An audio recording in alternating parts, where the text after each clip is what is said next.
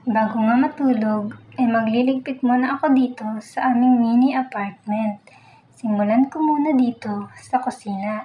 Isasalansan ko na nga ng maayos yung mga pinggan na pinatuluan ko kanina pagkatapos hugasan.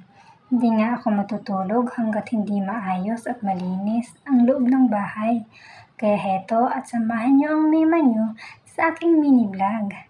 Ayan, inorganize ko na din yung mga food storage dyan sa shelf sa taas. At itong mga kasirola din sa rack.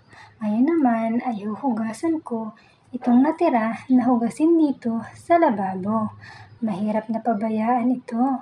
Kailangan talaga walang matitirang hugasin sa gabi bago matulog. Ang ginhawa lang talaga sa pakiramdam pag alam mong malinis ang bahay. Tsaka ito talaga ang gusto kong ginagawa kahit paulit-ulit lang naman.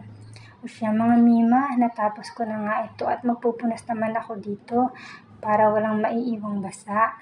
Itong basahan naman ay sinasampay ko lang yan matapos gamitin dito sa kitchen towel rack. Tingnan nyo mga Mi, hindi na ako namumroblema kung saan magsasampay ng basahan.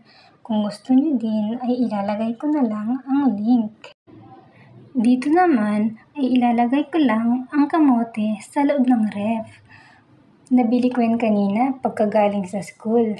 Pag-iisipan ko pa kung anong luto ang gagawin ko dyan. Para ngayon sa dalawang bata. I'll make sure kasi na nutritious ang kinakain nila. Kunting ayos lang din ang DIY chair namin. And then, magwawalis lang ako ng sahig dyan. Natapos na naman nga ang araw ng mami nyo. At thankful ako kay Lord everyday sa mga blessings na natatanggap namin. Ayan nga mga Mi, pwede na matulog dahil malinis na ang loob ng bahay. Thank you sa panonood!